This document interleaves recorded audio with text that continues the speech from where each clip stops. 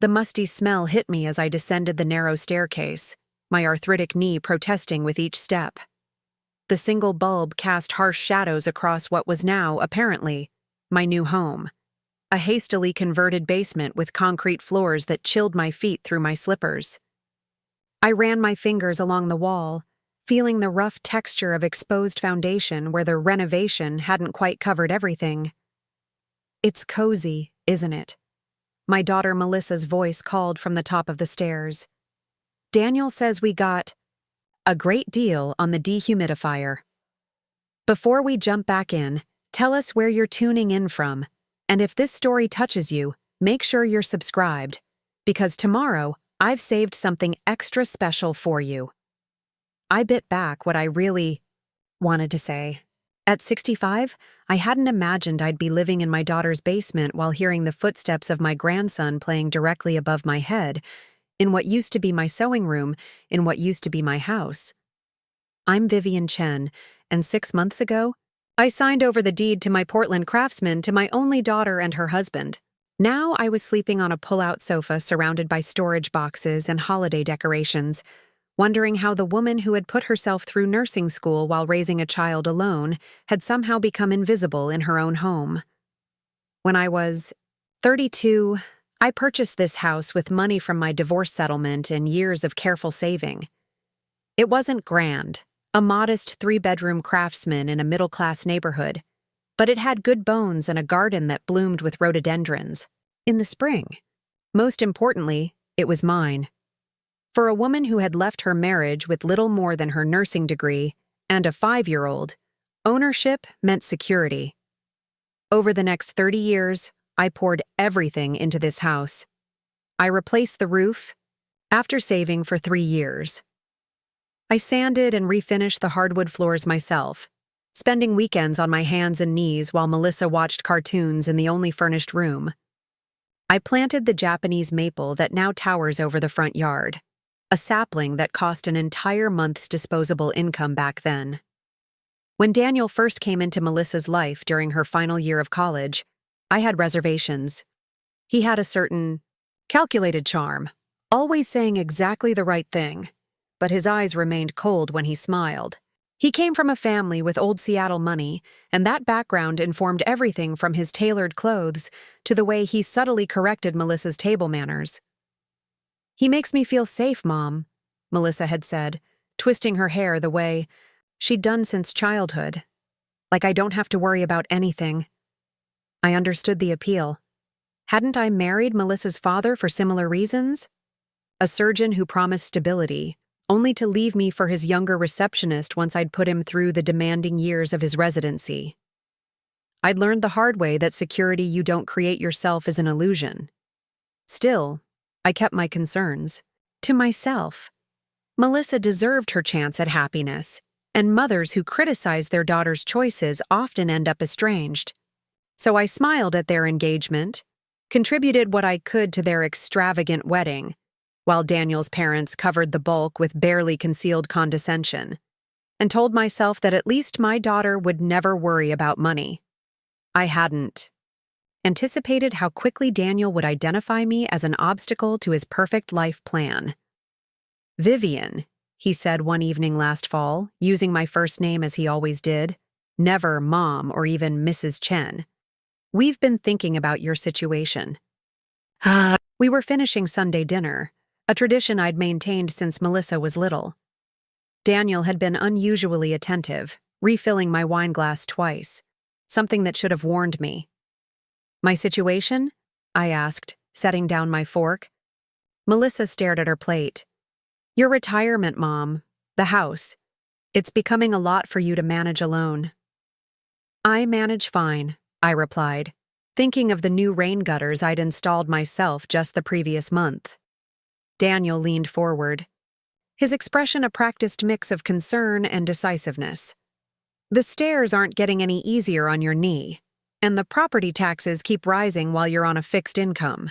We've been worried." I looked between them, noting how Melissa's eyes remained downcast. "I appreciate your concern, but I've planned carefully for retirement. My pension and savings are adequate." But what if something happens? Daniel pressed. A medical emergency? This house is your only significant asset. You're one crisis away from financial insecurity. The words stung because they contained a kernel of truth. I had been fortunate with my health so far, but I'd seen colleagues wiped out by medical bills despite insurance. We have a proposition, Daniel continued, placing his hand over Melissa's. Sign the house over to Melissa. You'll continue living here, of course, but we'll take over the maintenance, taxes, and upkeep. If you ever need specialized care, we can sell the house to cover it without probate complications. And, Melissa finally spoke up, meeting my eyes, we could start a family. We've been waiting because our condo is too small, and Seattle prices are impossible. This way, your grandchild would grow up in the home where I grew up. I felt the emotional weight of her words. A grandchild. Melissa continuing the legacy of this house. Wasn't that ultimately why I'd worked so hard? To create something lasting for my family? We'd convert the downstairs office into a wonderful bedroom for you, Daniel added smoothly. More accessible with your knee. We're thinking long-term here, Vivian. I should have recognized the manipulation, should have consulted an attorney or at least my friend Patricia who'd gone through something similar with her son. Instead, I found myself nodding, moved by the image of a grandchild running through the hallways of the home I'd built. I'll think about it, I said cautiously.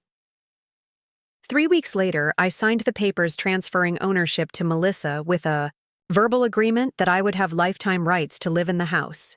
No formal life estate was recorded.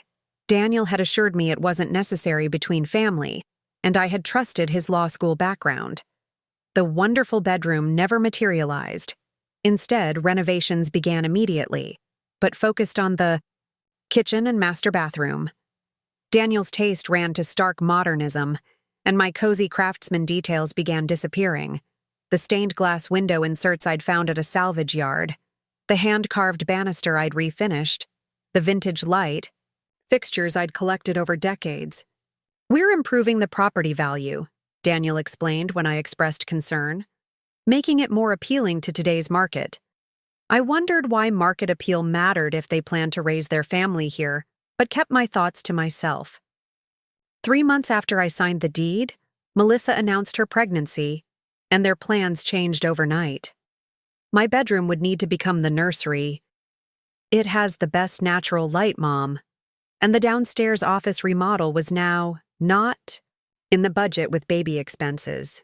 The solution, presented as temporary but with a permanence I recognized immediately, was the basement conversion. Daniel's father had sent over a contractor friend who installed the minimum legally required elements for an accessory dwelling: a small bathroom with a shower insert, a kitchenette with a hot plate and mini fridge, and a washer-dryer combo in the unfinished portion behind a curtain.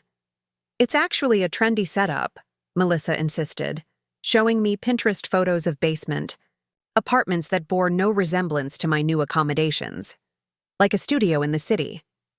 Preparing and narrating this story took us a lot of time, so if you are enjoying it, subscribe to our channel. It means a lot to us. Now back to the story. As my belongings were systematically moved downstairs or placed in storage, just until we figure out where everything fits, I realized I had made a catastrophic mistake. The house I had poured my life into was no longer mine, and my place within it was shrinking by the day.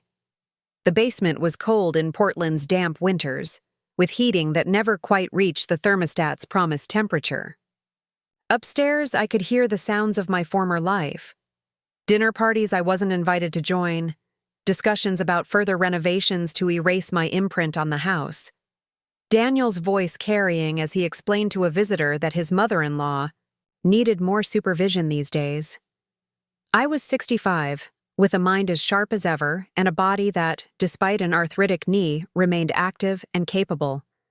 I had managed a hospital department until retirement 2 years ago. Yet somehow I had been relegated to a basement existence, my opinions no longer sought, my presence increasingly an inconvenience. The final indignity came when I overheard Daniel on the phone with a realtor friend, discussing the potential market value of the house once we address the in-law situation. The casualness with which he discussed removing me from the equation sent a chill through me that had nothing to do with the basement's poor insulation. That night, as I lay on my pull-out sofa listening to the water pipes clank overhead, I made a decision. I had spent my life building security for myself and my daughter. I had faced single motherhood, financial hardship, and the challenges of aging without losing my dignity or independence. I would not spend my remaining years as a ghost in my own home, waiting for permission to exist. The next morning, I called Patricia. Unlike me, she had insisted on consulting an attorney before helping her son purchase a house. After explaining my situation, she was silent for a long moment. "Oh, Vivian," she finally said, her voice heavy with concern. "You've got more options than you think. Do you remember Thomas Harker?" I did, vaguely. Thomas had been the hospital's legal counsel during my last years there, a thoughtful man with kind eyes who had helped several staff members with personal legal matters. "He specializes in elder law now," Patricia continued. "And believe me, he's seen this exact situation before. Will you let me set up a meeting?" As I hung up the phone, I heard Daniel's expensive shoes on the stairs.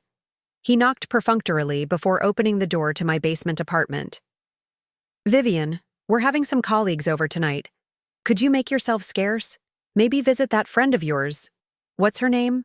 Patricia?" His smile never reached his eyes, and in that moment, I saw him clearly. Not as my daughter's husband or my grandson's father, but as the man who had systematically manipulated his way into ownership of my home and was now working to remove me entirely. "Of course, Daniel," I replied, keeping my voice neutral. "I wouldn't want to embarrass you in front of your colleagues." His expression flickered with momentary surprise at my acquiescence before he nodded and retreated up the stairs. Little did he know, I had spent my entire life being underestimated. By my ex-husband, by male doctors who questioned my competence, by a society that often looked past women of a certain age. Daniel was about to learn what those others had discovered too late, the mistake of confusing my kindness for weakness. I reached for my phone and texted Patricia. "Set up the meeting with Thomas. It's time." What Daniel didn't know, what my own daughter had apparently forgotten, was that I was Vivian Chen, the woman who had built a life from scratch once before. And I could certainly do it again. Except this time I wouldn't be the one left, searching for a new place to live. The basement may have been cold, but my resolve was hardening into steel. I looked around at the concrete walls meant to contain what remained of my independence and smiled for the first time in weeks. This wasn't the end of my story. It was merely the beginning of its most interesting chapter. The meeting with Thomas Harker took place at a small cafe 2 miles from the house. I'd chosen the location carefully, far enough that I wouldn't risk running into Melissa or Daniel, close enough that I could walk despite my knee. The independence of that walk felt significant, a small rebellion against the growing narrative that I was becoming helpless. Thomas looked much as I remembered, silver-haired now with reading glasses perched on his nose, but his eyes still carried that same thoughtful intelligence that had made him such an effective hospital counsel. He rose as I approached, greeting me with a warm handshake. "Vivian, it's good to see you again. Patricia briefed me a bit, but I'd like to hear everything from you directly." I appreciated his directness. After months of Daniel's smooth manipulations and Melissa's avoidant behavior, straightforward communication felt like a gift. Over the next hour, I laid out the entire situation, the transfer of the deed, the verbal agreement about my continued residence, the basement conversion, and the overheard conversation about addressing the in-law situation. Thomas took notes, asking occasional clarifying questions. When I finished, he removed his glasses, pinching the bridge of his nose. "I wish I could say your situation is unusual, but unfortunately, it's becoming increasingly common. The good news is that you have options. The bad news is that none of them are perfect. I'm used to imperfect solutions, I replied. I raised a child on a nurse's salary in the 90s. That earned a smile. Fair enough. Let's talk legal standing first. Without a recorded life estate or formal lease agreement, your right to remain in the property is legally tenuous. However, there may be an argument for an implied contract or constructive trust, especially if we can demonstrate that you transferred the property based on specific representations about your continued occupancy. And in plain English, it means that while Daniel and Melissa now legally own your house, we might be able to establish that they obtained it under false pretenses if they try to evict you. But that's a defensive position, reacting to their moves rather than making your own. I nodded, understanding his point. I've spent enough of my life in defensive positions. What are my offensive options? Thomas leaned forward. That depends. What's your ultimate goal here, Vivian? Do you want to stay in the house? Get it back? Or is this about establishing boundaries and respect? The question made me pause. What did I want? For months, I'd been focused solely on survival, on adapting to each new indignity. I hadn't allowed myself to consider what victory might look like. I began, then stopped, organizing my thoughts. I want my dignity back. I want Melissa to remember who I am, who I've always been. And honestly, I want Daniel to face consequences for his manipulation. Thomas nodded. Then we need to look at your assets and leverage. What can you tell me about your financial situation outside of the house? This was where the conversation took a turn that would have shocked Daniel if he'd been present. Because, while he'd correctly identified the house as my largest asset, he'd made a critical error in assuming it was my only significant one. I have my nursing pension, which is modest but stable, Social Security, and then there's my investment portfolio. Thomas raised an eyebrow. Investment portfolio? I smiled. When I divorced Melissa's father, I received a small settlement. Very small, given that he hid most of his assets. But it was enough to make a down payment on the house and have about $20,000 left over. Instead of spending it, I invested in several pharmaceutical stocks based on what I was seeing in hospital trials. I pulled out my tablet and opened my brokerage account, sliding it across the table. Thomas's eyes widened slightly as he scrolled through the balance and holdings. One of those companies developed a breakthrough cancer drug. Another was acquired by a multinational. I reinvested everything and added what I could from my salary over the years. I've never touched the principal. Just to be clear, Thomas said slowly, you have liquid assets of over $2 million? 2.8, as of yesterday's. Market close, I corrected. Plus another $600,000 in my 401k. I've always lived modestly and invested aggressively. And Daniel and Melissa don't know about this? Melissa knows I have some investments, but not the amount. I raised her to be independent, not to wait for an inheritance. As for Daniel, but I shrugged. He never asked. He saw a middle-class house and a retired nurse, and he made assumptions. Thomas closed the tablet, handing it back with a new respect in his eyes. Well, this certainly changes our strategic options. You're not financially dependent on the house or on them, not remotely. May I ask why you agreed to transfer the house then, given your financial stability? It was a fair question, one I'd been asking myself constantly over the past months. I wanted to give Melissa her inheritance early, to help her start a family, and I suppose I wanted to remain important in their lives. The house was a connection, or so I thought. Thomas nodded, understanding. Family relationships can cloud our usual judgment, but this financial information gives us significant leverage. The question now is how you want to use it. Over. The next hour, we outlined a strategy. It wasn't about revenge, though I'll admit there was a certain satisfaction in imagining Daniel's face when he realized how completely he had misjudged me. It was about reclaiming my agency and, hopefully, rebuilding a healthier relationship with my daughter. As I left the cafe, I felt lighter than I had in months. I had a plan now, and more importantly, I had remembered who I was. Not just Melissa's mother or Daniel's inconvenient mother-in-law, but Vivian Chen, a woman who had built security through intelligence and persistence. The same qualities that would now help me rebuild my life. My first step was information gathering. While Thomas began preparing the legal documentation we'd need, I had some reconnaissance to do. Back at the house, I waited until Melissa and Daniel left for work before venturing upstairs. The basement door had no lock, another indignity I'd tolerated, making my access simple. The house felt different now, altered by Daniel's modernizing touches. The warm colors I'd chosen had been replaced with stark whites and grays. My antique furniture was gone, supplanted by sleek, uncomfortable-looking pieces that belonged in a design magazine rather than a home.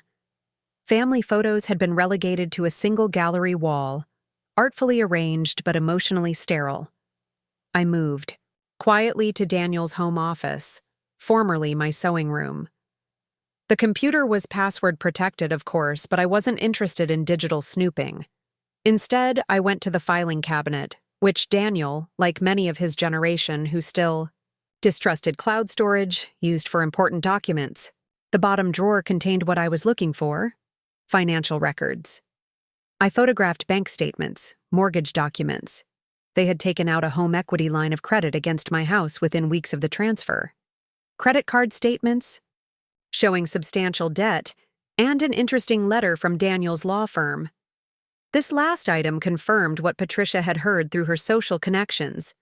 Daniel wasn't the legal success he portrayed himself to be. He'd been passed over for partnership, and the letter delicately suggested he explore opportunities elsewhere. His current employment situation was tenuous at best. More interesting was an insurance policy on me, taken out shortly after the deed transfer. While it's not unusual for adult children to insure aging parents, the amount was excessive, and Daniel was listed as the sole beneficiary, not Melissa. I photographed every page. As I replaced the documents exactly as I'd found them, I heard the front door open.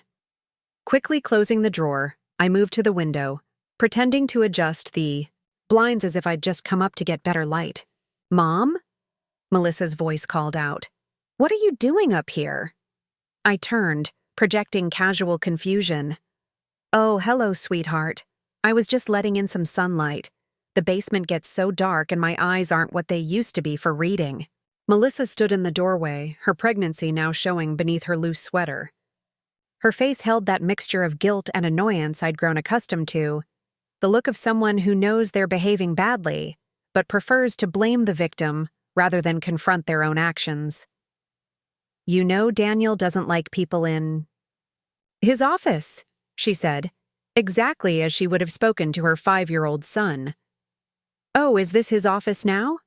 "I still think of it as my sewing room," I replied mildly, moving toward the door. "How are you feeling?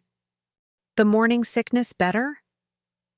The pregnancy question effectively redirected her, as I'd known it would.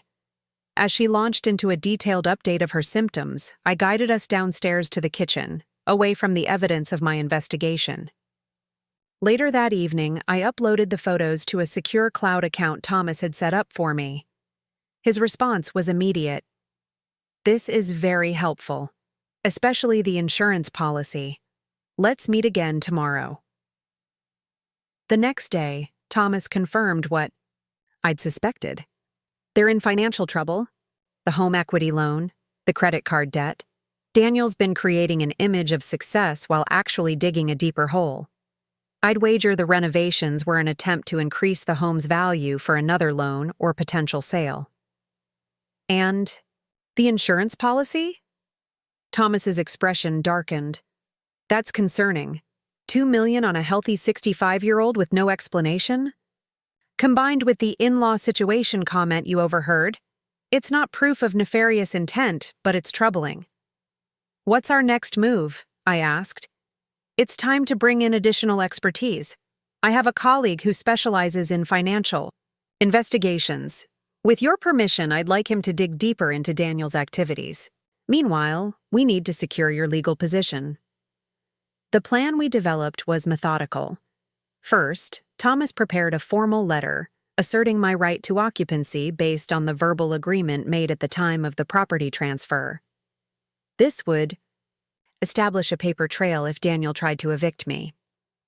Second, we began gathering evidence of the misrepresentations made to induce me to transfer the property.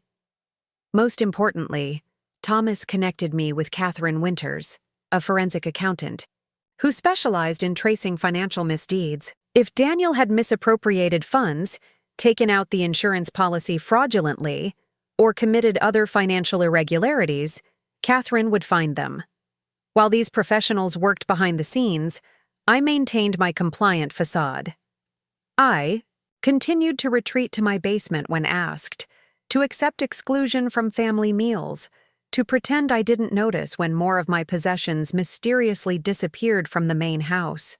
But I was no longer a passive victim. I was gathering intelligence, building my case, and preparing for the moment when I would reclaim my power. That moment came sooner than expected.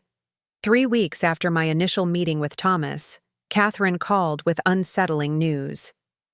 "I've been reviewing Daniel's financial activities," she said, her voice serious.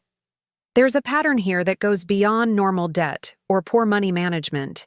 He's been moving money between accounts in a way consistent with hiding assets or preparing for a sudden departure.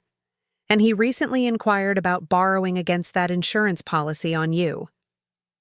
"Can he do that?" I asked, alarmed. "Not without your signature, which is why he was denied. But the attempt itself is concerning. There's something else. He's been researching assisted living facilities with memory care units. Specifically, their admission requirements for patients with cognitive impairments." A chill ran through me. The pieces suddenly aligned: the basement isolation, the insurance policy, the overheard comments about addressing the in-law situation. Daniel wasn't just waiting for me to leave. He was creating a narrative of an elderly woman in cognitive decline, one who might need specialized care for her own safety. "He's setting me up," I said quietly. "It appears that way," Catherine confirmed. "Based on what I'm seeing, I'm concerned he might be preparing to claim you're experiencing dementia or another cognitive impairment to gain control over your medical decisions." Thomas, who was also on the call, spoke up. "Vivian, given this development, I think we need to accelerate our timeline. Are you prepared to move forward more aggressively?" "Absolutely," I replied, a cold determination settling over me. "What do I need to do?" "First, secure any important documents or medications. If he's building a case that you're cognitively impaired, he might tamper with your prescriptions or create situations that make you appear confused. Second, we need to document your cognitive state officially, a neuropsychological evaluation that establishes your complete competence." "Already scheduled for tomorrow," I told him. Patricia, who had been through a similar situation with her brother-in-law, had suggested this step weeks ago. "Good. Finally, I think it's time to bring Melissa into this, carefully. Do you think she's actively participating in Daniel's plans, or is she being manipulated as well?" It was the question I'd been wrestling with since discovering Daniel's true nature. My daughter had changed, certainly, become more dismissive of me, more aligned with Daniel's priorities. But was she complicit in his darker schemes, or another victim of his manipulation? "I don't think she knows the extent of his plans," I said finally. "Melissa can be self-centered, but deliberate harm isn't in her nature. I believe she's been influenced by Daniel's narrative about me, but not that she's actively plotting against me. Then we need to approach her separately, show her evidence of what's happening without Daniel present. Can you create an opportunity for that?" I thought about it. "Daniel has a firm retreat this weekend. He'll be gone Friday night through Sunday. That would give me time with Melissa alone." "Perfect. Document everything between now and then. Record conversations if you legally can. And Vivian, be careful. People like Daniel can become dangerous when they feel their plans are threatened. After the call ended, I sat in my basement apartment, processing what I'd learned. The man living upstairs wasn't just financially exploitative, he was potentially dangerous. The realization should have terrified me, but instead, I felt a strange calm. At least now I knew exactly what I was dealing with. The next few days passed in a blur of quiet preparation. I underwent the neuropsychological evaluation, scoring well above average for my age group. I secured my medications in a locked box, kept in my purse. I recorded interactions with Daniel, capturing his subtly demeaning comments, his references to my confusion when I contradicted him, his careful narrative construction of an elderly woman in decline. Most painfully, I documented Melissa's complicity, not in the darker schemes, but in the daily dismissals of my autonomy. She spoke about me in the third person while I sat present, deferred to Daniel on matters concerning my living arrangements, and increasingly treated me as a child rather than her mother. Friday arrived, and with it, Daniel's departure for his retreat. I waited until evening, when Melissa had settled on the couch with her prenatal tea, before climbing the stairs from my basement exile. "Can we talk?" I asked, standing in the living room entryway. Melissa looked up from her phone, slightly annoyed at the interruption. "Is something wrong with the basement bathroom again? I told Daniel we should have installed a better fan." "No, nothing like that. I just thought we could spend some time together, mother and daughter. It's been a while." Something in my tone must have registered, because she put down her phone, really looking at me for perhaps the first time in months. "Sure, Mom. Is everything okay? You seem different." I sat beside her, noting how she subtly shifted away. "I'm the same as I've always been. That's what I want to talk about. When did you start seeing me differently, Melissa? When did I go from being your mother to being a problem to solve?" Her face flushed. "That's not fair. We've been taking care of you." "Have you?" I interrupted gently.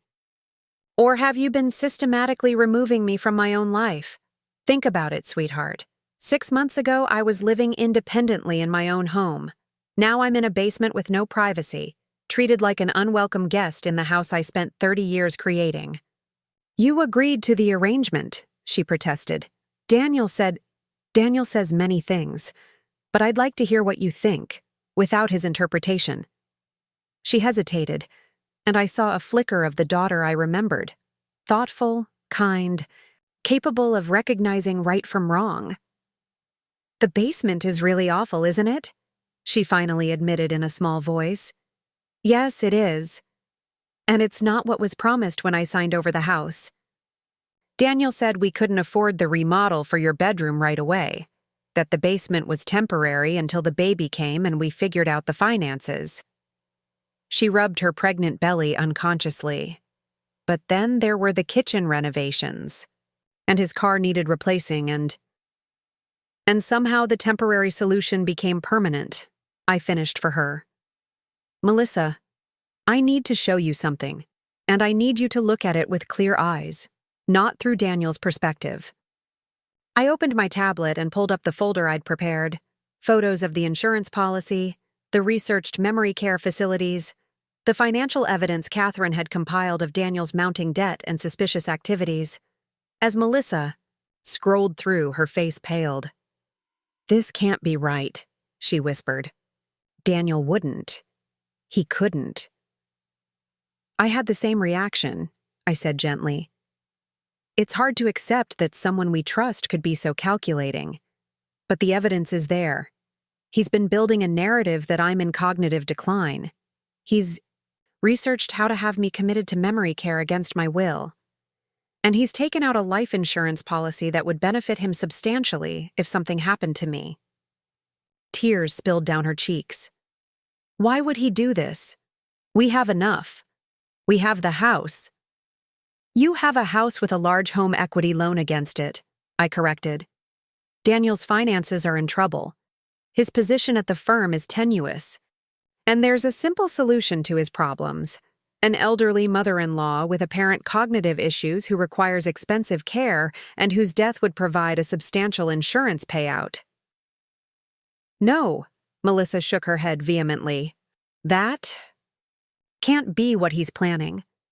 There must be an explanation. I hope there is, I said sincerely.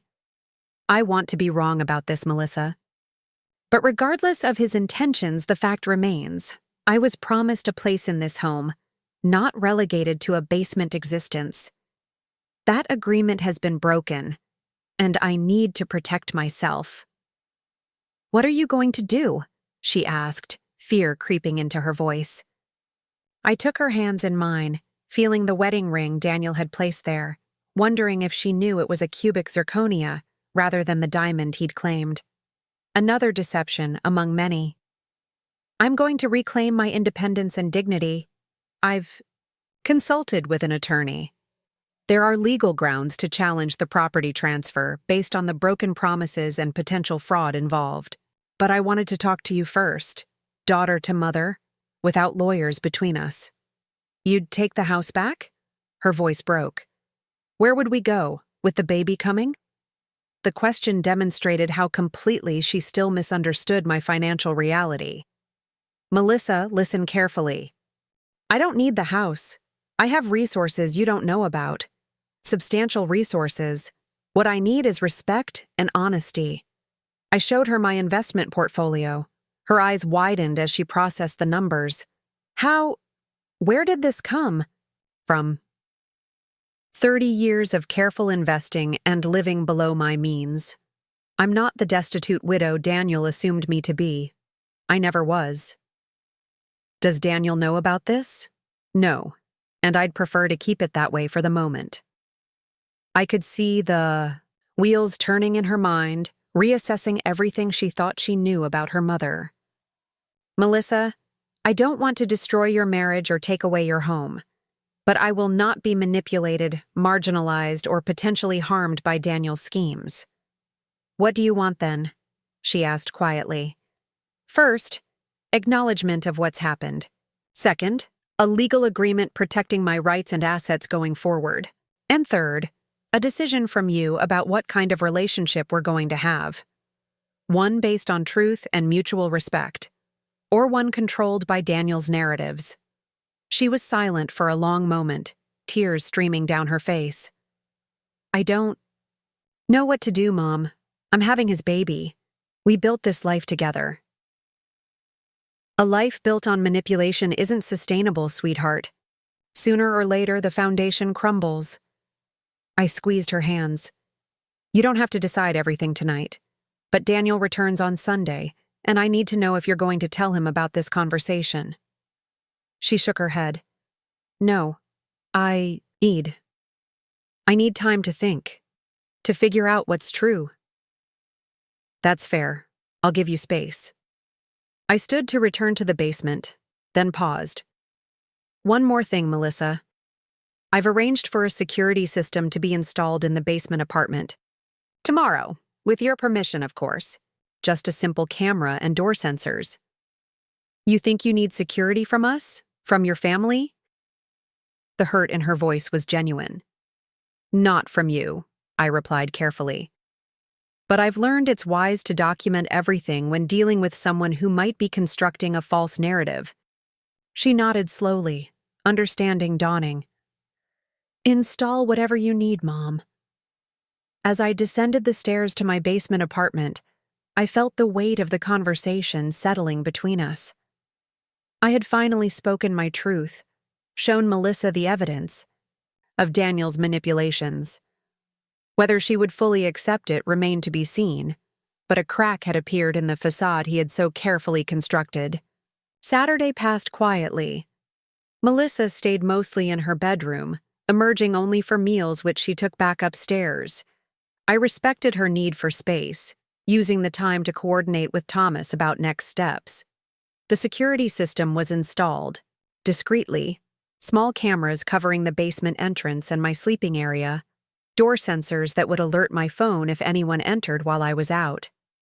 By Sunday morning, I could sense Melissa's decision in the way she moved around the kitchen, making tea with determined focus, her spine straight, her jaw set. She had her father's profile when resolute, something I rarely pointed out given the painful history, but it was there nonetheless. "I looked at everything again last night," she said when I joined her. "The insurance policy, the memory care, research, the financial documents, and I called his office." "His office? On a weekend?" "His assistant owes me a favor. I asked her some questions about the partner track, about Daniel's position." She took a deep breath. "He was asked to leave the firm 3 months ago, Mom. He's been pretending to go to work, but he's actually been interviewing at other firms without success. The retreat this weekend is a fiction." This was news even to me and Catherine. "I'm sorry, Melissa." "Don't be. I needed to see the truth." She squared her shoulders. "I called Patricia, too. Asked her about what happened with her brother-in-law. She filled in some blanks for me." I waited, letting her proceed at her own pace. "I'm not going to tell Daniel about our conversation," she said finally. "But I am going to move my things into the guest room upstairs before he returns. And I've called a locksmith to change the locks on the basement door, with a key for you, not him." It was a start, a small act of rebellion against Daniel's control. "And when he returns?" "I need more time to figure that out," she admitted. "But I won't let him hurt you, Mom. Whatever else happens, I promise you that." The look in her eyes, determination mixed with dawning horror at what she had participated in, gave me hope that my daughter was still there beneath the layers of Daniel's influence. The path forward wouldn't be simple or painless, but for the first time in months, it felt possible. What neither of us anticipated was Daniel's reaction when he returned that evening and found the basement door with a new lock. His wife moved into the guest room, and a palpable shift in the power dynamic he had so carefully constructed. As his shouts echoed through the house, I sat calmly in my basement apartment, recording everything through the newly installed security system and finalizing the details of what would happen next with Thomas over text. The tables hadn't fully turned yet, but they had definitely begun to tilt. Daniel's rage manifested in predictable stages. First came the thunderous footsteps above my head, followed by the slamming of doors. Then his voice, controlled at first, as he questioned Melissa about the changes, rising steadily in volume as her answers failed to satisfy him. Finally, the inevitable descent to my domain, his fist pounding on my newly secured door. "Vivian, open this door immediately." The handle rattled ineffectively against the new lock. I took my time responding, checking that my security cameras were functioning properly before approaching the door. "Is something wrong, Daniel?" I asked through the closed door, my voice deliberately calm. "What have you done? Melissa's moved her things. There's a new lock. What lies have you been telling her?" "No lies, Daniel. Just truths that have been overlooked." I opened the door but remained firmly in the threshold, blocking his entry into my space. "Melissa and I had a heart-to-heart while you were at your retreat. How was it, by the way? I hear the firm organizes lovely events." His expression flickered, a momentary crack in his composure that confirmed Melissa had shared her discovery about his employment situation. He recovered quickly, lowering his voice and leaning closer. "I don't know what game you're playing, but it ends now. This is my house, and I won't have you manipulating my wife with your paranoid delusions." I smiled, noting how he emphasized "my house," a telling choice of words that revealed his true perspective. "Interesting that you see it as your house, not our family home. That rather proves my point, doesn't it?" He straightened, switching tactics. "Vivian, I'm concerned about you. These sudden accusations, this paranoia. It's not like you. Melissa and I have only been trying to help, to make sure you're safe and comfortable as you age." "By researching memory care facilities without my knowledge?" By taking out a $2 million insurance policy on me with yourself as the sole beneficiary? I watched his face pale slightly. Or perhaps by documenting my supposed cognitive decline while isolating me in a basement apartment. That kind of help? Where did you... He stopped himself, recalibrating. You've been going. Through my private papers. That's elder paranoia, Vivian. Exactly the concerning behavior I've been documenting. Documenting for whom, I wonder? The insurance company? Adult Protective Services? Or perhaps just building a case for when you decide it's time to have me declared incompetent? I held up my phone, displaying the recording app that had been running since he approached my door. I'm documenting too, Daniel. His eyes narrowed, the mask of concern dropping entirely. You have no idea what you're doing. This little rebellion will only make things worse for you in the long run. Is that a threat? It's reality. You're a retired nurse living in my home by my goodwill. You signed away your rights to this property. You have no power here. He straightened his shoulders, confidence returning as he reminded himself of his perceived advantages. This conversation is over. We'll discuss your living arrangements tomorrow when you're thinking more clearly. As he turned to leave, I delivered the line I'd been saving. I met with Thomas Harker this week. Do you know that name? He paused, half turning. Should I? He's a prominent elder law attorney, specializes in cases of financial exploitation and undue influence. He found the insurance policy and your memory care research particularly interesting. I watched as uncertainty crept across his features. Oh, and Catherine Winters sends her regards. She's a forensic accountant, very thorough in her examination of your financial activities. The color drained from his face. You have no right?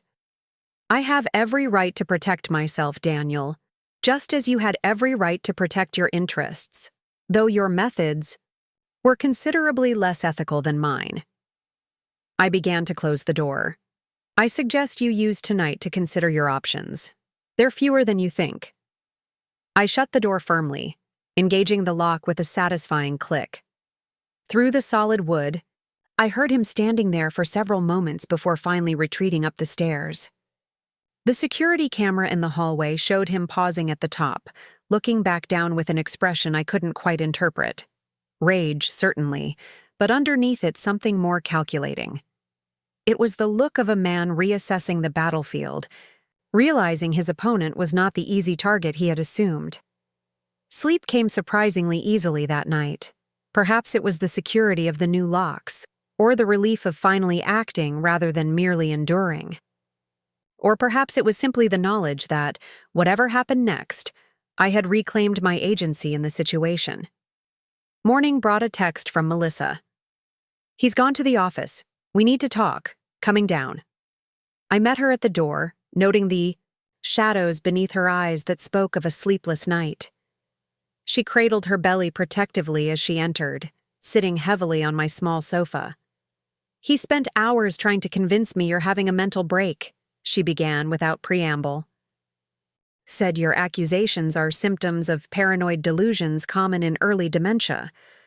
That you've been fabricating evidence against him because you resent our happiness. And what do you believe? I asked, sitting beside her.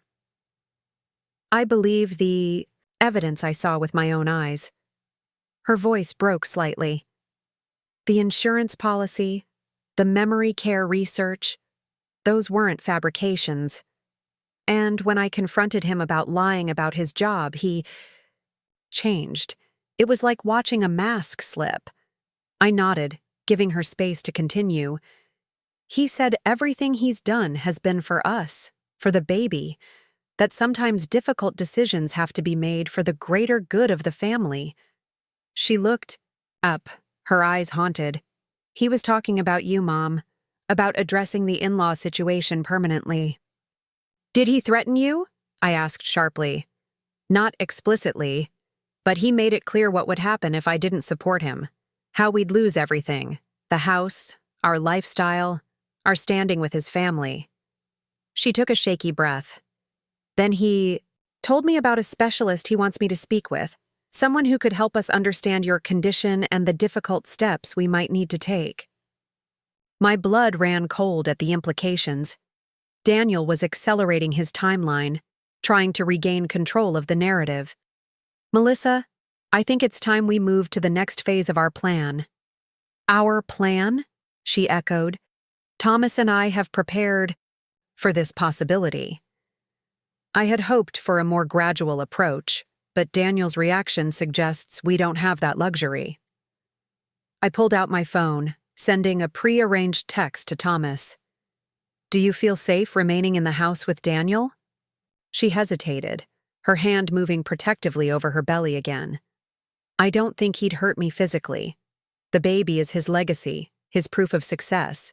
But emotionally, I don't know who he is anymore. Then let's make sure you're protected, whatever you decide. I outlined the options Thomas and I had discussed: a temporary restraining order based on Daniel's implied threats, an emergency injunction regarding the property, or a more comprehensive legal strategy that would take longer but potentially recover the house entirely. What about the baby? Melissa asked. I'm due in 3 months. I can't be homeless, fighting legal battles while trying to prepare for a newborn. You won't be homeless, I assured her. Remember my financial situation? I can secure appropriate housing for both of us immediately, regardless of what happens with this property. She shook her head in disbelief. All this time, you had resources. You could have bought your own place instead of living in this basement. Why did you stay and endure this? Because this is my home, I said simply. Because I wanted to be near you and my future grandchild. And because sometimes you need to stand your ground to remind yourself who you are.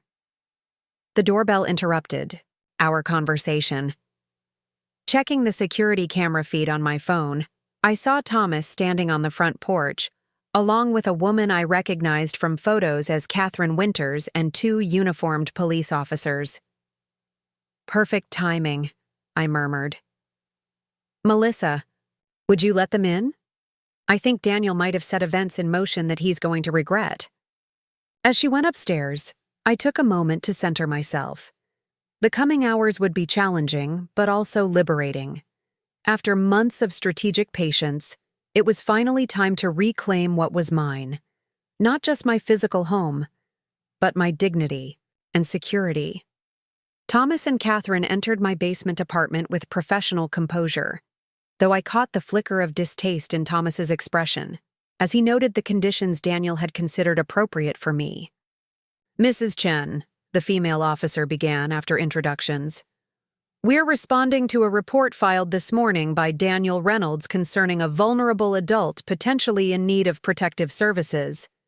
He's expressed concern about your cognitive state and living conditions. I had expected this, Daniel's predictable countermove. I'm not surprised, officer. In fact, I anticipated this exact response, which is why I asked my attorney to be present this morning.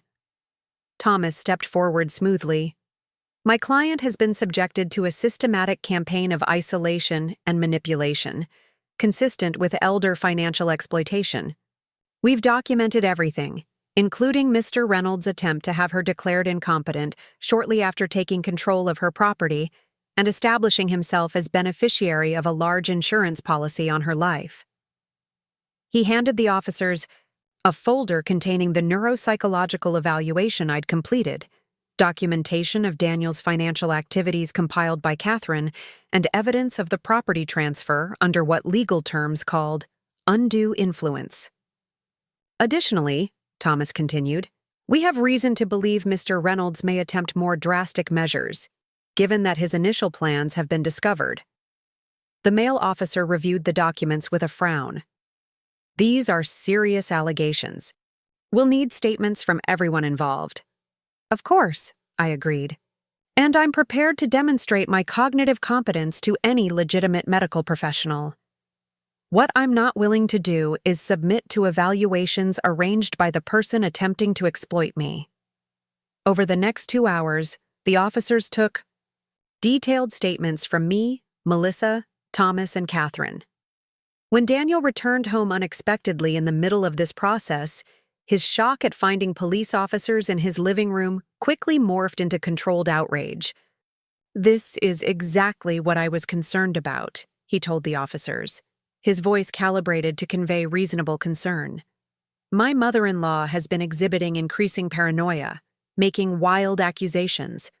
I filed the Adult Protective Services report because we're worried about her mental state." "Mr. Reynolds," the female officer replied, "we have documentation here indicating Mrs. Chen recently underwent a comprehensive neuropsychological evaluation, showing no cognitive impairment whatsoever. Can you explain why you believed she was experiencing dementia?" Daniel faltered momentarily before recovering. "Evaluations can be manipulated.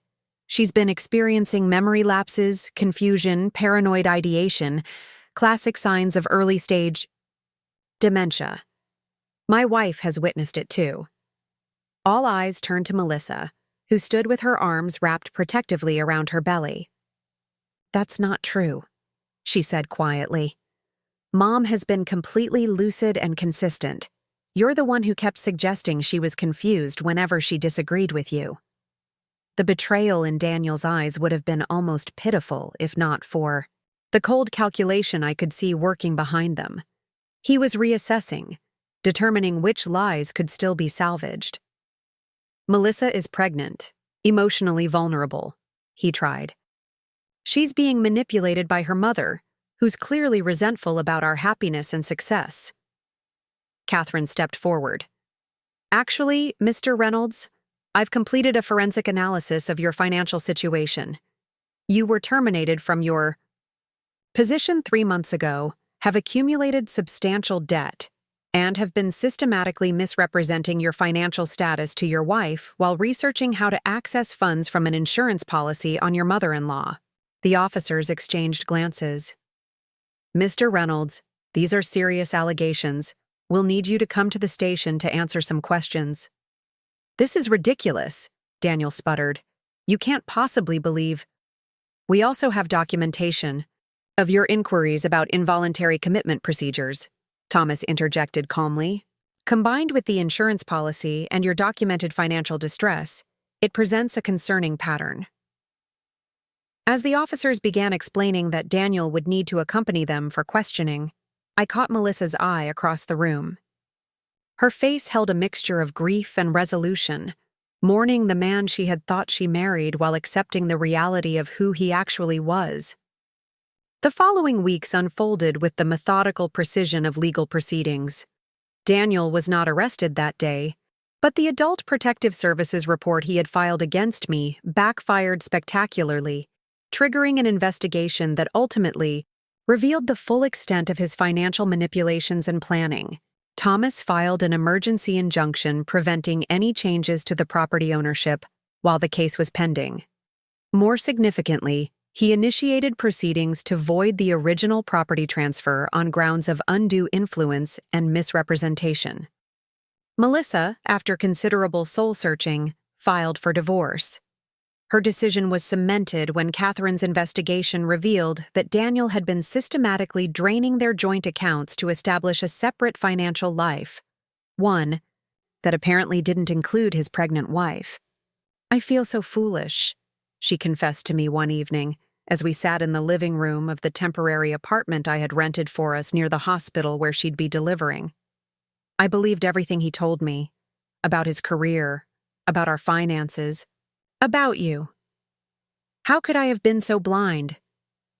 "Love makes us vulnerable to deception," I replied, remembering my own failed marriage decades earlier. "Especially when the deception aligns with what we want to believe." She rested her head against my shoulder, something she hadn't done since childhood. "I'm sorry, Mom, for everything. For letting him isolate you, for treating you like you were incapable. I became someone I don't recognize." "We both got lost for a while," I acknowledged. "But we found our way back to each other. That's what matters now." As her due date approached, the legal proceedings continued their slow progress. Daniel, facing potential criminal charges for financial exploitation of an elder, attempted various delaying tactics and counter-accusations, but the evidence against him was substantial, and his credibility diminished with each new revelation. My grandson, James Thomas Chen, was born on a crisp autumn morning. As I held him in the hospital room, watching Melissa rest after her labor, I marveled at life's capacity for renewal and second chances. This child would grow up knowing his grandmother's true story, not as a dependent elder to be managed, but as a woman who had twice built a life from determination and resilience. The final resolution of the legal proceedings came, fittingly, on my 66th birthday. The judge ruled that the property transfer had indeed been executed under undue influence, with clear evidence of misrepresentation about my continued rights to the property. The deed was returned to my name, with provisions to ensure Melissa and her son would inherit it upon my death, but with legal protections preventing any future exploitation. Daniel, facing both civil penalties and criminal charges for elder, financial exploitation and insurance fraud, accepted a plea agreement that included restitution, probation, and mandatory counseling. His carefully constructed image of success and respectability had crumbled entirely. As for Melissa and me, we established a new living arrangement in the house that honored both our needs for independence and connection. The basement apartment was completely remodeled into a proper in-law suite with separate entrance, full kitchen, and accessibility features that would serve me well as I continued to age. Most importantly, it was my choice to live there, not a relegation. The upstairs remained Melissa's domain, where she could raise James with my support, but without my interference.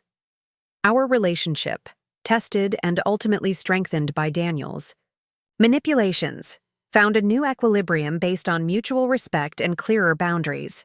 On the day we moved back into our reclaimed home, I found Melissa standing in the kitchen, tracing her fingers over the butcher block countertop Daniel had replaced with cold marble during his renovations. I had the original counters reinstalled, I explained, joining her. The contractor found them in the garage, wrapped in moving blankets. You kept them? She asked, surprised. I keep what matters, I replied simply. Some things are worth fighting to preserve. She smiled, understanding the deeper meaning in my words. What about the basement? Will it be hard for you to live down there after everything that happened? I considered this. The basement itself was never the problem. It was being forced there, being told it was all I deserved. Now it's my choice, my space, designed to my specifications. I smiled at the irony.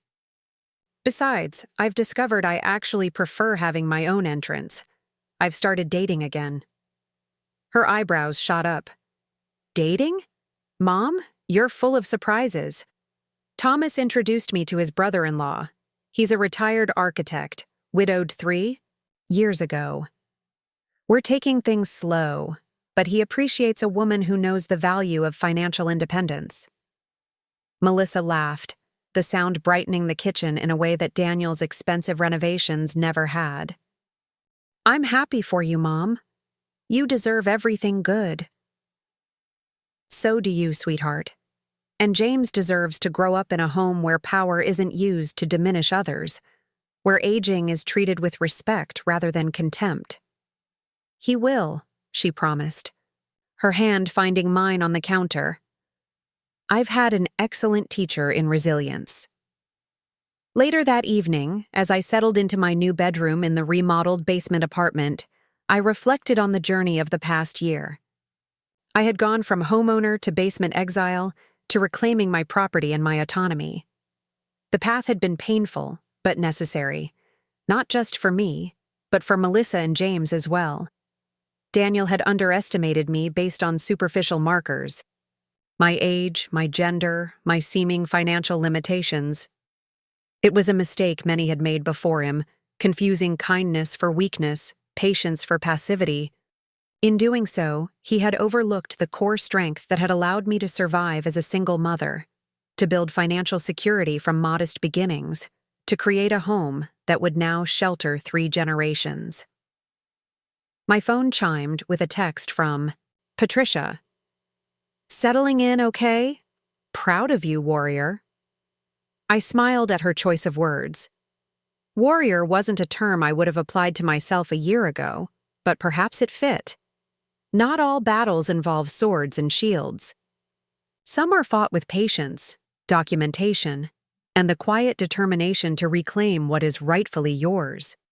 I had been forced into a basement apartment by manipulation and deceit. Now I lived in a garden-level suite by choice, with windows that overlooked the Japanese maple I'd planted decades ago. The difference between those two realities wasn't in the physical space, but in the power dynamics surrounding it. Daniel had thought he could erase me, reduce me to a convenient narrative of cognitive decline and dependency. Instead, he had inadvertently reminded me of exactly who I was. Vivian Chen, a woman who had never been defined by others' limitations or expectations. As I drifted toward sleep in my reclaimed home, I felt a deep sense of completion. The basement apartment that had been meant to diminish me had become the catalyst for my empowerment. Sometimes life's greatest victories emerge from what initially appear to be defeats.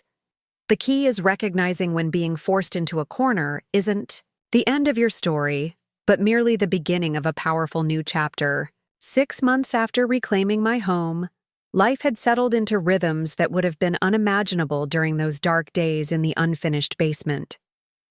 My garden-level apartment had become a sanctuary, bright with natural light from the newly installed bay windows, warm with radiant heating beneath bamboo floors, and organized precisely to my preferences. Most importantly, it was mine by choice, not by relegation. The legal aftermath of Daniel's schemes continued to unfold. His professional reputation was in tatters, his carefully constructed facade of success permanently shattered. The insurance company had launched their own fraud investigation upon discovering his attempts to take out similar policies on other older relatives of wealth. Each new revelation validated my decision to stand my ground rather than retreating quietly as he had expected. Melissa's transformation had been equally remarkable. The daughter who had once echoed Daniel's dismissive attitudes now consulted me regularly, not just about James, but about her plans to return to school for her MBA. Her confidence, temporarily eroded by Daniel's subtle undermining, had resurfaced, stronger than before. "I've been thinking about what you said," she told me one evening as we shared tea in my living room. James slept peacefully in the portable crib nearby, his tiny snores punctuating our conversation. "About creating your own security rather than depending on someone else to provide it." I nodded, waiting for her to continue. "I don't want James to grow up seeing me defined by my relationship to a man, any man. I want him to know me as whole and complete on my own terms." She tucked her legs beneath her on the sofa. "The way I knew you, growing up." The compliment warmed me. "You saw me more clearly than I realized." I did. It's what made it so confusing when Daniel started suggesting you were becoming dependent, confused. She shook her head. It contradicted everything I knew about you, but he was so convincing, so reasonable in his concerns. Skilled manipulators always are, I observed. They don't begin with outrageous demands. They start with small, reasonable suggestions that gradually shift your perception of reality. Melissa reached for her tea. "The scariest part is how close he came to succeeding. If you hadn't called Thomas, if you'd accepted the narrative Daniel was creating." I had considered this many times during sleepless nights, how different things might have been. If I had continued to accommodate, to shrink myself to fit Daniel's diminishing expectations. The insurance policy, the memory care research. These weren't merely theoretical plans. They had been steps toward a specific outcome. "We don't need to dwell on what might have happened," I said gently. "We recognize the danger in time. That's what matters." "Because you fought back," Melissa insisted. Because you refused to become the helpless, confused woman he was trying to create. I smiled at her earnestness. Fighting back looks different at different stages of life. In my 30s, I fought by working double shifts to afford this house. In my 60s, I fought by being patient, gathering evidence, and waiting for the right moment. Strategic patience, Melissa mused. They don't teach that skill in college. Life teaches it eventually. I glanced at my sleeping grandson. James will learn from both our examples. Your resilience, my strategic patience. The doorbell interrupted our conversation. Through the security app on my phone, I saw Robert, Thomas's brother-in-law and my increasingly frequent dinner companion, waiting on the front porch with what appeared to be takeout containers. That's my cue to head upstairs, Melissa said with a knowing smile. Tell Robert I said hello. As she gathered James and his belongings, I felt a surge of gratitude for this new equilibrium we had established. Close enough for support, separate enough for independence. The house that had nearly become my prison now sheltered multiple generations, each with their own space and dignity intact.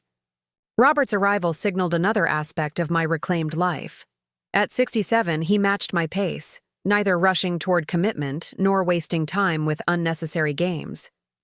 A widower who had nursed his wife through a long illness, he understood the value of companionship without demands. Our weekly dinner dates had become a highlight I looked forward to, a reminder that life continued to offer new beginnings at every stage.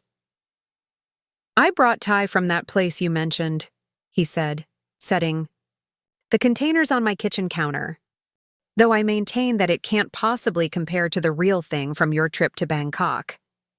Culinary snobbery doesn't become you, I teased, accepting the light kiss he offered. Besides, authenticity isn't everything. Sometimes adaptations have their own merit. He glanced around my apartment, taking in the space that perfectly balanced my past and present. My nursing school diploma alongside recent photography I'd taken up. Family photos next to travel mementos. Speaking of adaptations with merit. This place suits you. It does now, I agreed, thinking of the stark difference between this bright, thoughtfully designed apartment and the makeshift basement conversion Daniel had considered adequate. Though I had to fight for it to exist on my terms. As we settled at my small dining table with our meal, Robert raised his water glass. To fighting for your terms. May we both continue to do so, preferably with less drama than your recent experience. I laughed, clinking my glass against his. I think I've filled my drama quota for this decade, thank you very much. Later, after Robert had left and I was preparing for bed, my phone chimed with a notification. It was an email from Thomas with the subject line, "Final settlement approved." Daniel had finally signed the agreement we had crafted, officially, relinquishing any claim to the property and accepting full financial responsibility for the damages, both material and emotional, his actions had caused. The email included the standard congratulations, but also a personal note from Thomas. Vivian, your case has already helped 3 other clients in similar situations find the courage to stand their ground. Thank you for refusing to be erased. I sat on the edge of my bed, absorbing the finality of it all. The legal battle was officially over. The house was secure, Melissa and James were thriving, and my own life had expanded rather than contracted despite Daniel's best efforts. My thoughts drifted to the beginning of this journey. Standing at the bottom of those narrow basement stairs, feeling the weight of displacement and dismissal. How close I had come to accepting that diminished existence as inevitable, as simply the price of aging in a society that often views elders as burdens rather than assets. What had saved me wasn't just my hidden financial resources, though they had certainly provided crucial leverage. It was the core belief, never fully extinguished, that I deserved better. That decades of building a life, raising a child, creating a home, and contributing to my community had earned me the right to age with dignity and autonomy. Daniel had banked on my silence, on the societal expectation that older women would accommodate, minimize disruption, prioritize peace over justice. He had expected me to shrink myself to fit the narrative he had constructed. The declining mother-in-law, gradually losing competence, requiring management rather than partnership. Instead, he had encountered the full force of a woman who had spent a lifetime being underestimated and had learned to use that misconception as a strategic advantage. My apparent compliance had given me time to document, to plan, to build an irrefutable case. My patience had been not resignation, but reconnaissance. This lesson seemed especially important for James's generation. In a world increasingly divided between those who wield power and those who suffer under it, I wanted my grandson to understand that sometimes the most effective resistance doesn't announce itself with dramatic confrontations. Sometimes it gathers evidence, builds alliances, and waits for the precise moment when the tables can be permanently turned. The next morning, I stood in my garden beside the Japanese maple I had planted decades ago. Its branches spread wide, now offering dappled shade perfect for the reading nook I had created beneath it. Melissa joined me, James balanced on her hip, his curious eyes tracking a butterfly that danced through the sunlight. "Mom," she said, watching me run my fingers along the tree's smooth bark. "I've been meaning to ask, when did you know you would win against Daniel? Was there a specific moment when you felt certain?" I considered the question carefully. There was a moment, but not the one you might expect. It wasn't when Thomas took my case, or when we discovered Daniel's financial troubles, or even when you decided to believe me. When, then? It was that first night in the basement, I said, surprising myself with the clarity of the memory. I was standing there surrounded by storage boxes, feeling the cold through the concrete floor, listening to Daniel laughing at some dinner party I hadn't been invited to join. And instead of despair, I felt this absolute certainty that I would not end my story there, that the basement wasn't my final chapter. Melissa's eyes shimmered with tears. "I'm so sorry you had to go through that at all." "Don't be," I said, meaning it completely. That moment of clarity was valuable. It reminded me who I am at my core, not just your mother or Daniel's inconvenient in-law, but Vivian Chen. A woman who has never accepted the limitations others try to place on her. "I hope I can teach that to James," she said, bouncing him gently as he began to fuss. "To recognize his worth, regardless of how others might try to diminish it." "You will," I assured her. "By example, more than words." As Melissa took James inside for his nap, I remained in the garden, contemplating the journey that had brought me here. The house behind me stood solid and unchanged in its bones, despite Daniel's cosmetic modernization attempts. My home, once again, not through some dramatic confrontation, but through strategic patience and unwavering self-knowledge. They had forced me into a basement apartment, thinking it would diminish me, render me invisible and compliant. Instead, it had awakened a determination I had almost forgotten I possessed. By trying to erase me, they had inadvertently helped me reclaim myself, not just my property, but my voice, my autonomy, my right to define the terms of my own existence. Now Daniel would be the one searching for new housing, new narratives, new targets for his manipulations. But he would do so with a record of his actions following him, limiting his options, constraining his ability to repeat his predatory patterns. And I would continue building this next chapter, a life richer and more expansive than the one I had before, enhanced rather than diminished by age and experience. The basement apartment, now beautifully renovated on my terms, stood as both reminder and symbol. What had been meant as confinement had become liberation. What had been intended as an ending had transformed into a powerful new beginning. Like Japanese maple's leaves rustled in the gentle breeze, catching the afternoon sunlight in a dance of shadows and illumination.